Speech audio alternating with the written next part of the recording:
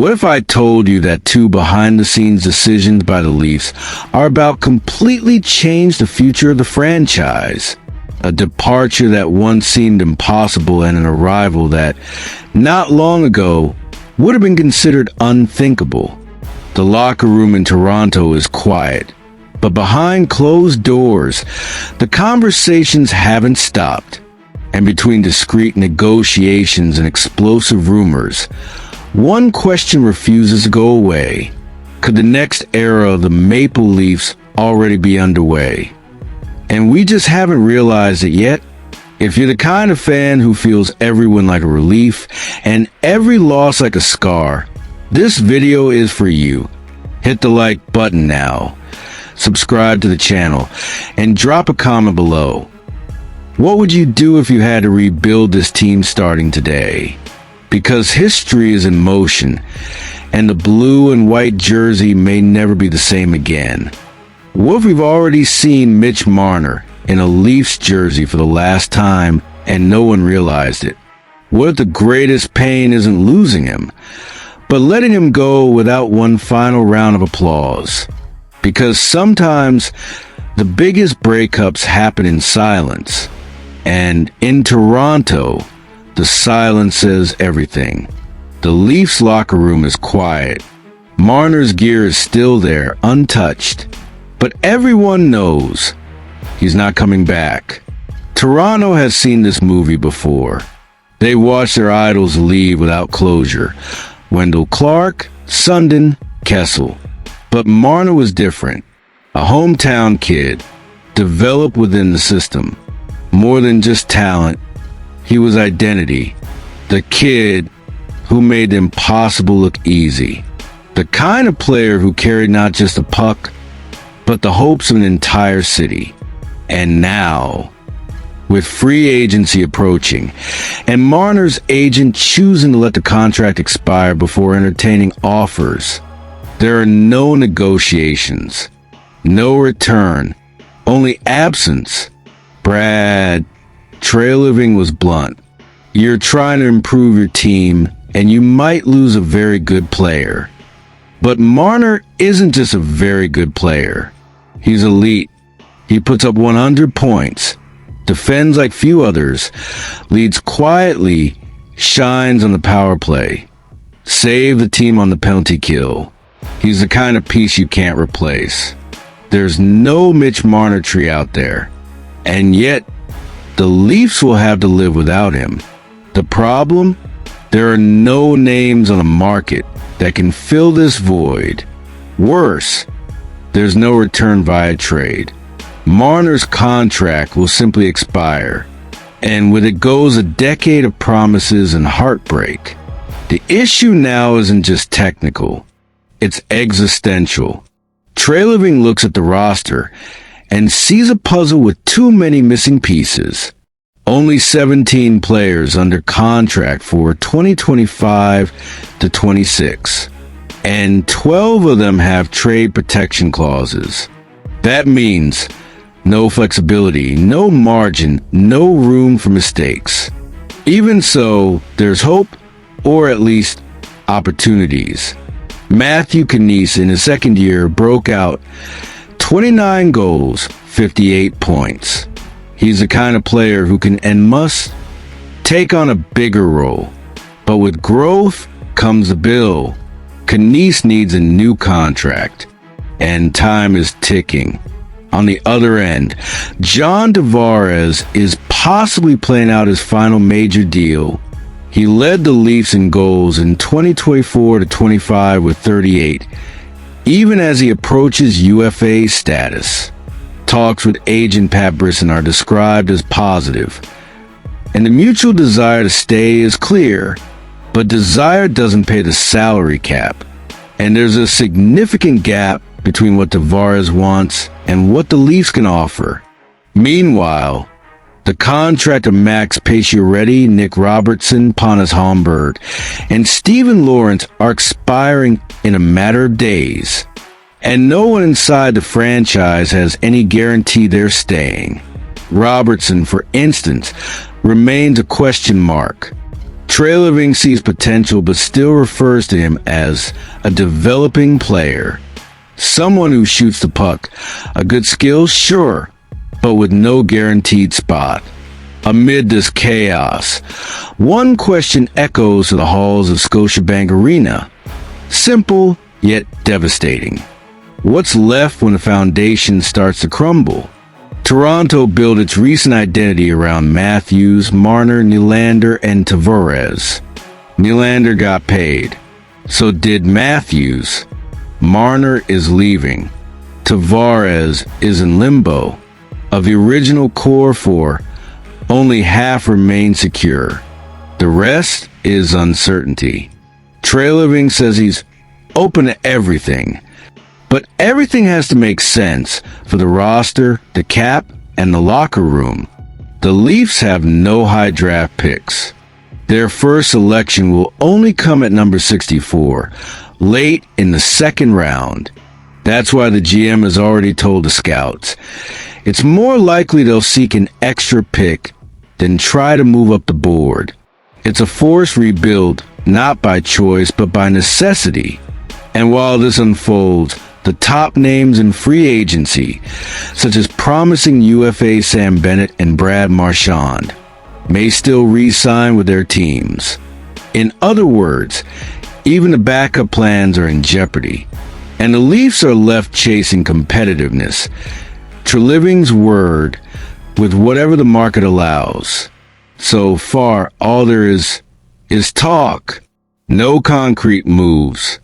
No replacements. The only certainty? Marner isn't coming back.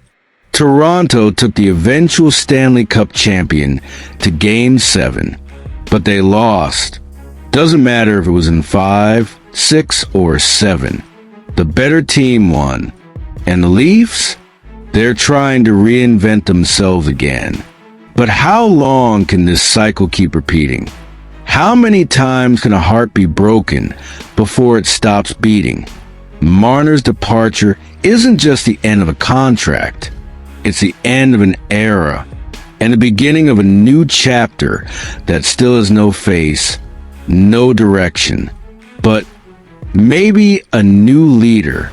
And in the next video, we're going to talk about that.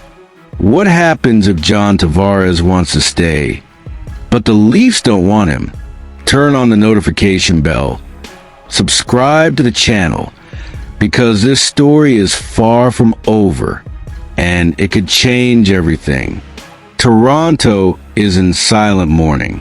Mitch Marner, a symbol of a generation, is on the verge of leaving, and there will be no trade, no compensation. The city feels it. The fans feel it. The jersey feels it. But in the vacuum left by a loss this big, something has started to shift behind the scenes. Not a replacement, not a substitute, but a complete transformation in the soul of the team. And that name, ironically, belongs to a player who, for years, was a villain of Scotiabank Arena. Brad Marchand, just days away from the opening of free agency. All eyes are starting to turn to an unlikely name. The former Boston Bruins captain and current playoff standout for Panthers. Marchand, a name that was always synonymous with frustration in Toronto, may now become the new face of hope.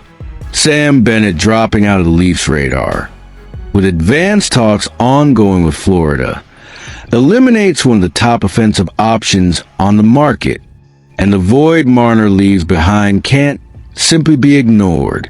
That's where Marchand comes in. In recent days, Paul Bissonnette brought up a rumor that quickly took over Leafs fans' imaginations. A deal already in place between Marchand and the Leafs. For years, $9 million per season. According to him, the source is extremely reliable. The joke, of course, is that Marchand just hasn't replied to Toronto's emails yet. But the tone behind the comment is more serious than it seems. That's the problem. I agreed, the Leafs agreed, He just hasn't realized it yet. But what would it truly mean to bring Marchand to Toronto? It's not just about talent or stats. It's about changing the culture.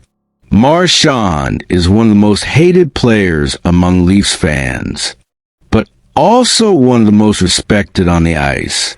His playoff resume is strong. His style is provoking, relentless, surgical in clutch moments. And that's exactly what Toronto has lacked in recent years. The Leafs have been talented, yes, but fragile. Brilliant in the regular season, apathetic when it matters. Where Marner was finesse, Marchand is instinct. Where Marner hesitated under pressure, Marchand feeds off it. It's hard to imagine two more different players. And maybe that's the point. As Bissonnette said, this signing would change the culture. It would set a new standard. If Marner leaves and John Tavares doesn't re-sign, as Treliving fears, Marchand will become more than a piece. He'd become the new emotional center of the locker room, the veteran, the leader, the symbol, the one who isn't afraid to speak, chirp, hit, and decide. And for a team that's looking not just to win, but to survive its own narrative of failure, that might be the spark they've been missing. What Marchand brings, more than numbers, is the kind of personality that can own a playoff series with just a look. And here lies the paradox of the moment. Toronto has spent years seeing Marchand as the enemy, as the face of their frustration. But time moves on. And maybe he's exactly the one who can redeem the failures of the past. Because sometimes the hero a team needs is the one who spent a lifetime on the other side of the war. With Bennett practically off the market and Marchand still unsigned by the Panthers, this window is rare, and Treliving knows it. His mission isn't just to fill holes on the roster. It's to restore the team's identity, the fans' belief, and the will to believe again. Free agency may last weeks, but opportunities like this last minutes. If Marchand signs, the Leafs won't just be adding an elite winger. They'll be making a statement that they're not afraid to change everything, that they're willing to embrace discomfort in order to evolve, that they want and need a new era, and that era could begin with the most unlikely player of all. Can you picture Brad Marchand wearing blue and white? Can you imagine him scoring the Game 7 winner on our side? This is the kind of move that changes dynasties. And in the next video, we're going to talk about what comes after. Because if Marchand really is on his way, who else is leaving? Are the Leafs truly ready to rebuild everything? Even if it means letting go of more names from past? Turn on the notification bell. Leave your comment and subscribe to the channel, because the next week could change the next 10 years of Maple Leafs history.